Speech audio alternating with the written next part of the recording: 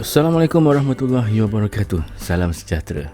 Terima kasih kepada anda semua yang terus bersama-sama dengan saya dalam channel YouTube Bedah Gusti, sebuah channel yang akan membedah pelbagai kisah kontroversi dan bintang-bintang Gusti kegemaran anda. Minggu ini kita nak bercerita tentang kisah pertelinggahan di antara majikan dan beberapa orang pekerjanya, sehinggakan permusuhan mereka itu terjadi selama bertahun-tahun, tapi akhirnya bertaut semula. Senang cerita, mereka sama-sama buang yang keruh dan ambil yang jernih. Apa agaknya cerita di sebaliknya? Nak tahu? Tunggu selepas ini.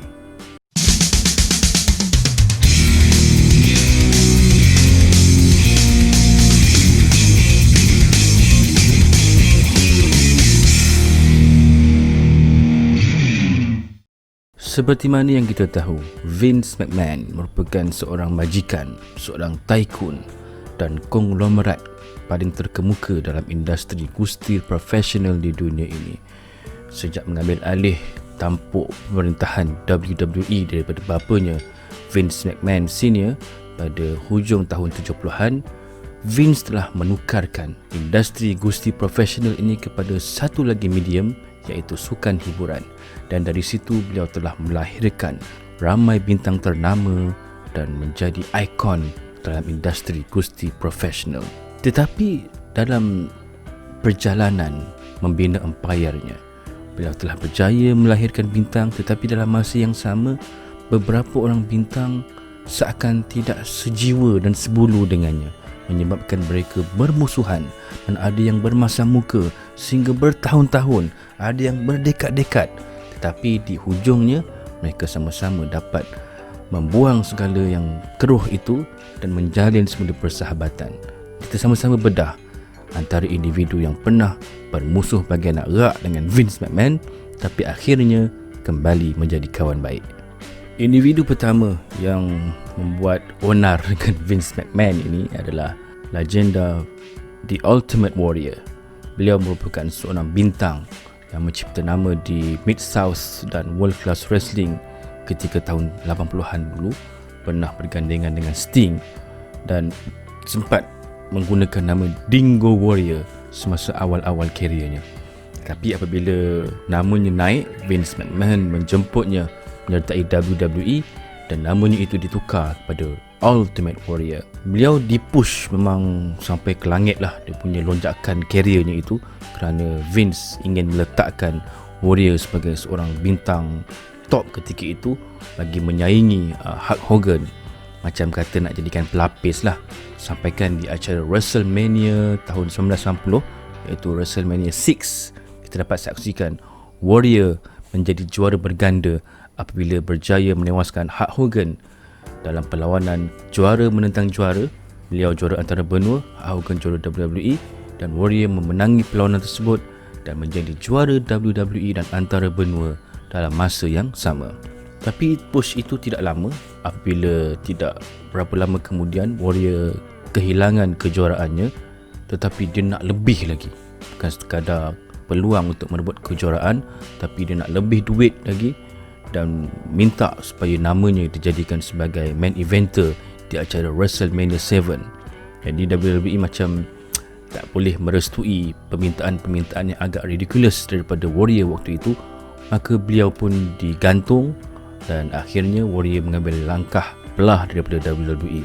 Pada tahun 1995, WWE cuba membawa masuk kembali Warrior, tetapi nampaknya Warrior masih lagi belum berubah, masih lagi buat perangai, tak datang kerja dan sebagainya, minta yang bukan-bukan, bayaran yang tinggi, dan akhirnya kerana ketidaksetujuan dalam hal financial agreement ini, Warrior keluar daripada WWE dan tidak lagi kelihatan. Kemudian beliau menyertai WCW tidak lama kemudian, dan pemergian Warrior dengan cara yang tidak elok itu telah pun diselar oleh pihak WWE, sehinggakan pada tahun 2005 WWE mengeluarkan sebuah DVD dokumentari The Self-Destruction of Ultimate Warrior.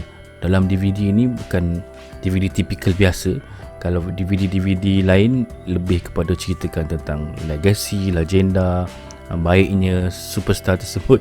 Berbeza dengan DVD ini, menceritakan buruk Warrior dalam VCD tersebut, menyebabkan Warrior rasa tidak berpuas hati dan ingin menyaman WWE di atas dakwaan berlaku kesilapan-kesilapan fakta dalam apa yang ditonjolkan dalam DVD tersebut. Akhirnya pada tahun 2014, setelah dipujuk, Warrior akhirnya mengambil keputusan untuk kembali bertaut dengan bekas majikannya di atas bantuan daripada Triple H lah yang menjadi orang tengah. Dan pada tahun 2014, Warrior dimasukkan dalam Hall of Fame WWE. Bruno Sammartino merupakan seorang bintang yang telah memberikan laba yang bukan sedikit kepada kepada Vince McMahon, iaitu Vince McMahon Senior, ketika era-era tahun 60-an, 70-an dan awal 80-an, ketika mana WWE masih lagi dikenali sebagai Worldwide Wrestling Federation. Dan ketika itu Bruno Sammartino menjadi individu yang bergelar juara di syarikat tersebut dalam tempoh jangka yang sangat lama. Reign yang pertama adalah sekitar 2083 hari kalau tidak silap, dan reign yang keduanya adalah selama 4040 hari. Dan kalau dikombainkan, 11 tahun Bruno Sammartino memegang kejuaraan WWF pada ketika itu. Dan masyhurnya Bruno Sammartino itu membuatkan jualan tiket di Madison Square Garden dan pelbagai lagi arena, semuanya sold out kerana kehebatan nama Bruno Sammartino ini.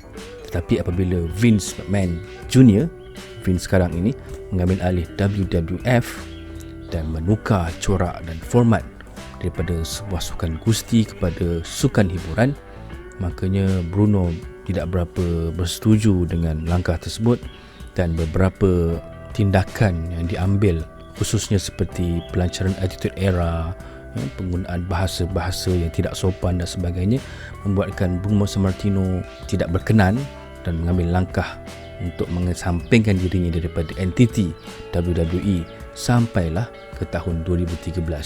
Itu pun hasil usaha daripada Triple H yang berjaya memujuk Bruno Sammartino untuk kembali menjalinkan hubungan dengan WWE.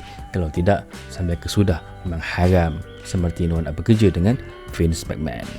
Hulk Hogan juga antara bintang yang dicipta dan digilap namanya oleh Vince McMahon sehingga beliau menjadi seorang bintang yang sangat terkenal. Sebut saja nama Hulk Hogan, nescaya semua orang tahu, walaupun orang itu minat ataupun tidak dengan gusti profesional. Nenek kita pun tahulah nama Hulk Hogan ni.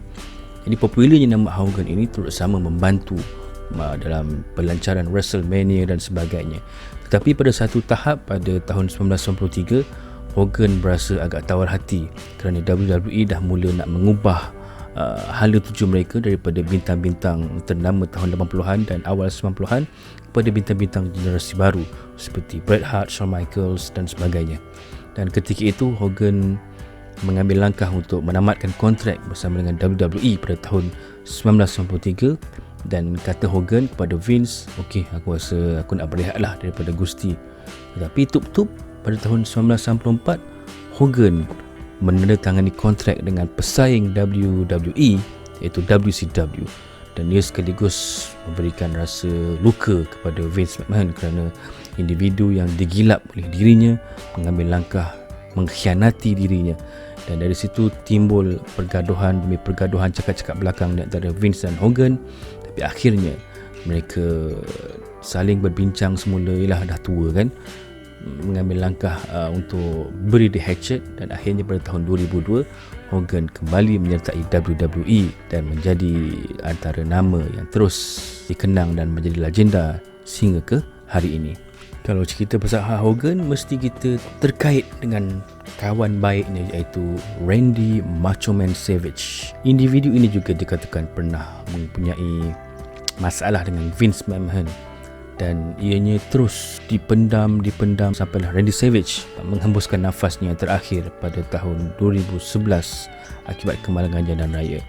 Pada tahun 1993 itu, Macho Man telah pun diberikan tugas sebagai pengulas di WWE, kerana WWE merasakan ataupun Vince merasakan bahawa masa kegemilangan Macho Man telah pun berakhir dan mereka lebih menumpukan kepada bintang-bintang muda. Walaupun ketika itu Randy Savage berhasrat untuk terus bergusti dan dia tak kisah pun kalau nak kena kalah dengan bintang-bintang, dengan budak-budak muda ni. Tetapi Vince tak berdegil dan meletakkannya di meja pengulas. Tapi ada juga kata yang terdapat sejarah Randy Savage pernah cuba melakukan sesuatu yang tidak senonoh kepada anak dara Vince McMahon ketika itu, iaitu Stephanie McMahon, dan apabila ianya kantoi, maka Vince macam dah hilang kepercayaan kepada Macho Man, dan kerana itu beliau meletakkan Macho Man di sebelahnya untuk direct supervision lah orang cakap, untuk mengawasinya dengan lebih rapat. Dan apabila Hogan ke WCW, maka Hogan mempelawa Macho untuk turut sama pergi berhijrah bersama-samanya, dan dari situlah akibat kekecewaan maka Macho Man pergi ke WCW. Dan pada tahun 2010, beberapa bulan sebelum kematian Macho Man, sebenarnya ada usaha untuk membawa masuk Macho Man semula ke WWE. Ialah selepas WCW tutup kedai, Macho tidak dilihat bergusti di mana-mana, hanya sesekali muncul di beberapa promotion indie dan pernah jadi cameo dalam filem Spider-Man sebagai Bonesaw tu kan. Jadi semasa pelancaran permainan video WWE All Stars, Macho Man menjadi sebagai jurucakap dan pernah buat satu iklan promo untuk permainan video ini, dan malangnya ia tak sempat. Mungkin kalau Macho Man panjang umur, kita dapat saksikan Macho membuat kemunculan semula di WWE seperti mana Sting, Goldberg dan sebagainya. Hasil pelancaran video game, mereka kembali ke WWE sebagai active roster ataupun performer di syarikat tersebut. Cerita tentang orang yang bergaduh dengan Vince ni tak sah kalau kita tak masukkan sekali nama Bret The Hitman Hart. Semua orang tahu apa yang berlaku di acara Survivor Series 1997 dalam insiden yang digelarkan sebagai The Montreal Screwjob.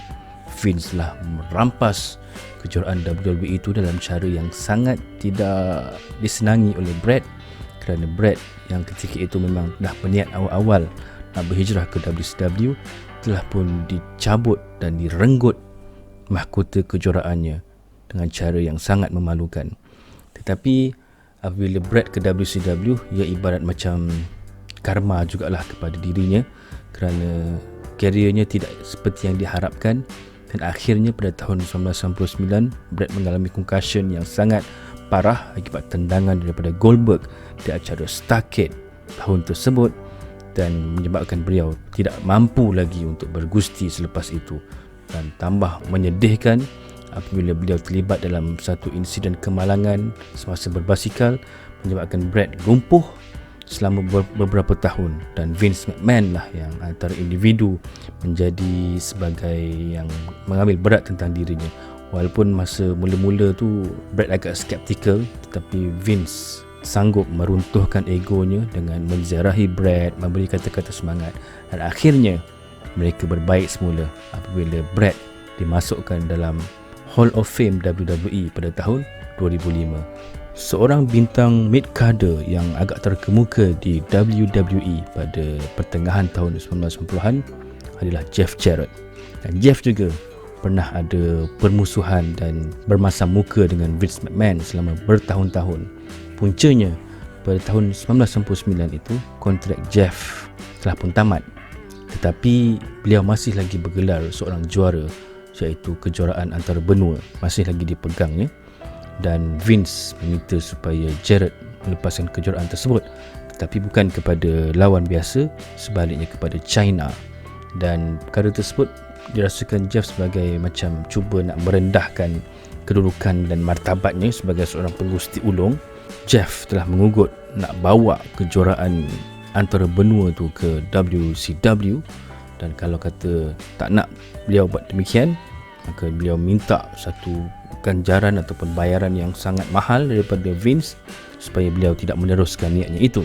McMahon bersetuju, tapi dalam suasana ataupun rasa yang sangat berat hatilah dibagi juga, tapi dia menyimpan dendam kepada Jeff Jarrett. Dan ketika mana rancangan Last Nitro bersiaran pada Mac 2001, Vince McMahon sempat melunaskan dendamnya dengan memecat Jeff Jarrett secara langsung di TV. Selepas itu kita tengok Jeff Jarrett cuba membina legasinya sendiri dengan TNA, dan akhirnya baru-baru ini Jeff Jarrett telah pun diundang semula untuk menyertai keluarga WWE. Mungkin dah terkuburlah permusuhan antara mereka, dan Jarrett juga dimasukkan dalam senarai Hall of Fame di WWE. Yang ni cerita tentang bintang wanita pula. Pada tahun 1993-1994, nama Alundra Blaze merupakan seorang figura bintang wanita yang sangat disegani lawan dan kawan. Beliau telah menggondol kejuaraan wanita WWE, tapi ketika itu beliau macam berada dalam situasi at the wrong place at the wrong time. Ketika itu division wanita memang suam-suam kuku. Alundra Blaze macam tak ada hala tuju lah ketika itu, dan hasil daripada tawaran yang lumayan daripada WCW, Alundra berhijrah ke syarikat pesaing WWE itu, dan ketika itu beliau masih lagi bergelar seorang juara wanita WWE, tetapi dibawanya bersama. Dan seperti mana yang kita semua sedia maklum, kejuaraan WWE itu ditong sampahkan secara langsung di acara Nitro, hasil idea sampah daripada Eric Bischoff. Dan ia bukan sekadar satu insiden yang mengaibkan, tetapi ia merupakan ibarat macam meludah ke muka Vince McMahon kerana secara tidak langsung menjatuhkan maruah division wanita di WWE.